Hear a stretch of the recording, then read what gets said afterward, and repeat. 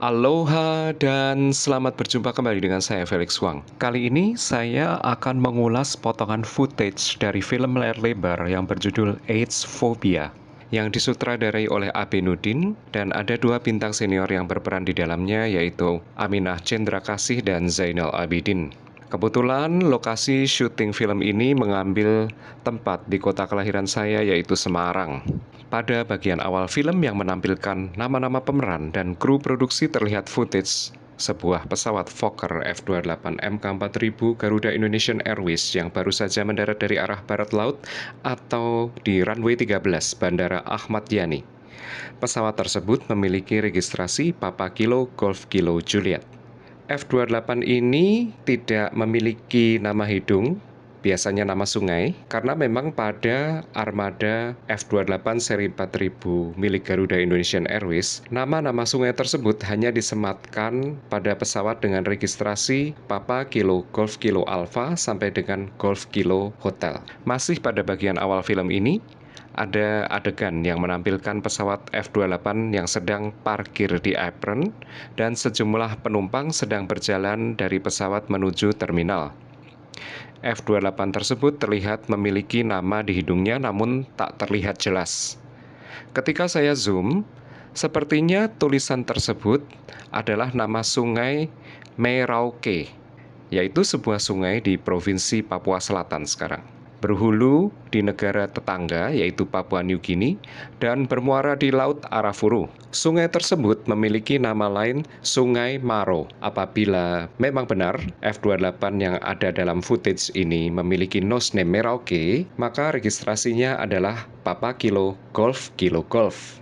Pada era 1980-an hingga awal 1990-an, maskapai Garuda Indonesian Airways memiliki layanan shuttle service antara kota Jakarta dan Semarang. Dalam satu hari bisa ada sekitar 8 penerbangan pulang pergi yang menghubungkan kedua kota tersebut.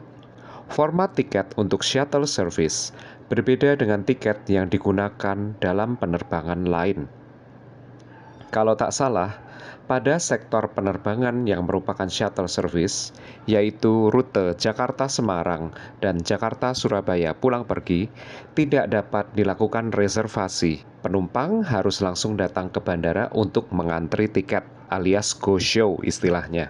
Mohon dikoreksi pada kolom komentar apabila informasi dari saya ini kurang tepat atau salah.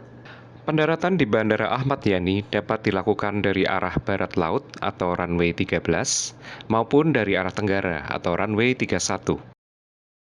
Manuver pesawat untuk mendarat dari arah tenggara cukup spektakuler pemandangannya. Jika Anda berada di dalam pesawat, terutama apabila duduk di window seat sebelah kanan, maupun jika kita sebagai plane spotter di darat. Saya ingat ketika masih kecil saat menginap di rumah kakek dan nenek di Jalan MH Tamrin, dari jendela loteng rumah yang menghadap ke arah barat, saya dapat melihat pesawat terbang yang sedang pada fase final approach di atas perbukitan yang ada di sisi selatan Jalan Pandanaran. Kemudian pesawat sedikit banking atau berbelok ke kanan terbang semakin rendah untuk selanjutnya melintas di balik atap gedung gereja katedral atau gereja Randusari, sehingga akhirnya yang terlihat ujung ekor pesawat saja yang melintas di balik atap-atap rumah jauh di ufuk barat.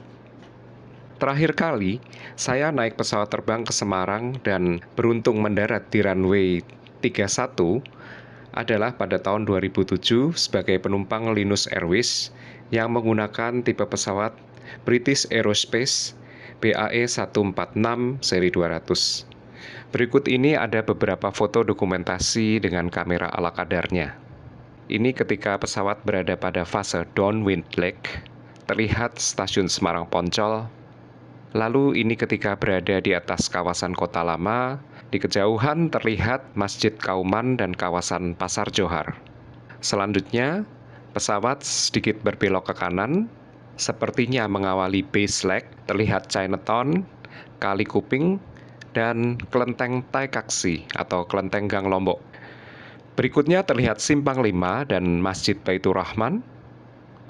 Sepertinya, pesawat yang saya naiki tersebut sedang pada bagian akhir base leg dan segera mengawali fase final approach ke runway 31. Berikutnya terlihat kawasan Tugu Muda dan Lawang Sewu di kejauhan, Kanal Banjir Barat, dan akhirnya melintas di atas Jalan Jenderal Sudirman sebelum mendarat. Saya buat ilustrasi pergerakan pesawat berdasarkan ingatan saya, seperti ini. Mohon kepada penonton yang berprofesi sebagai pilot atau penerbang dapat mengoreksi apabila ada yang kurang tepat. Bandara Ahmad Yani di Semarang juga merupakan bandara pertama di Indonesia yang mengalami kasus dimasuki seseorang tanpa izin, dan akhirnya trespasser atau orang tersebut berhasil terbang sebagai penumpang gelap di salah satu penerbangan menuju Bandara Kemayoran di Jakarta. Berikut ini saya bacakan artikelnya dari majalah Angkasa, terbitan tahun 1992. Pada tanggal 18 Februari 1981, pukul 8.30, sebuah pesawat Vickers Viskons Mandala Airlines dari Semarang mendarat di Bandara Kemayoran. Buang Budiono, seorang petugas pemandu pesawat atau Apron Movement Control, melihat ada sesuatu yang menjulur bergelantungan dari ruang roda di sebelah kiri pesawat yang baru tiba itu. Setelah diteliti lebih dekat, ternyata itu kaki manusia. Memang benar, entah bagaimana, ada manusia yang nyangkut di ruang roda pendarat pesawat itu. Penumpang gelap tersebut seorang pria bernama Tarsono, tapi mengaku nama aslinya Karsono, yang berasal dari Lemah Gempal, Semarang. Ketika berhasil dengan susah payah dikeluarkan dari ruang sempit itu, kedua kaki pria bertinggi badan 165 cm tersebut mengalami luka berat dan tubuhnya hitam legam ditutupi bekas sisa pembakaran mesin. Menurut pengakuan Tarsono, ia ikut pesawat tersebut karena dikejar anjing. Saya lari ke sana karena dikejar anjing. Paha saya ini digigit, katanya sambil menunjukkan luka bekas gigitan.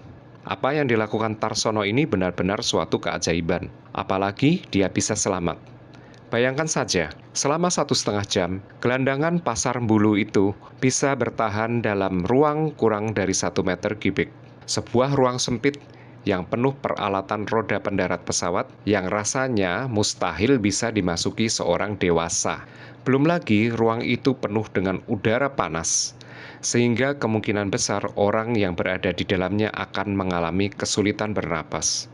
Tambahan lagi, suara mesin yang memekakan telinga. Dan pada saat pesawat terbang berada di ketinggian 12.000 kaki, ruangan sempit itu praktis hampa udara.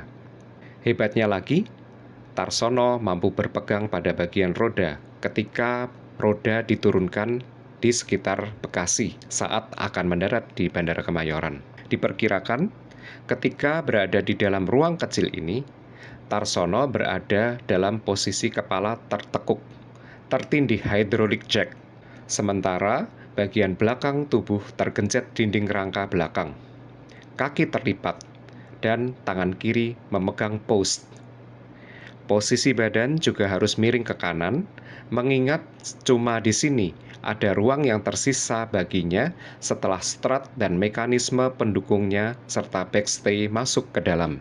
Jadi Tarsono memang benar-benar berada dalam posisi tanda kutip mati, tidak dapat bergerak, terpaku di tempatnya. Memang banyak tanda tanya berkisar berhasilnya Tarsono terbang gratis Semarang-Jakarta ini. Bukan soal ruang saja yang nampaknya mustahil bisa ditempati manusia. Untuk masuk ke lapangan udara Ahmad Yani saja yang merupakan lapangan udara Angkatan Darat tersebut, yang tentu pengawasannya cukup ketat daripada lapangan terbang sipil, sudah suatu keajaiban. Tambahan lagi, Tarsono yang gelandangan, yang pakai dikejar anjing segala, bisa lolos dari pengamatan penjaga.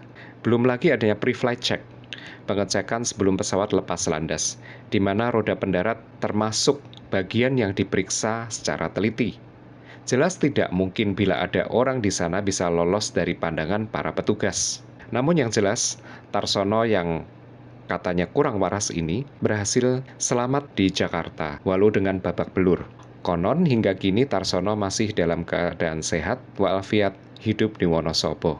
Tetapi ini artikel tahun 1992 ya. Ya bisa jadi Pak Tarsononya sudah meninggal dunia sekarang. Terima kasih sudah menonton. Jangan lupa like, subscribe, dan share channel ini kepada mereka yang memerlukan.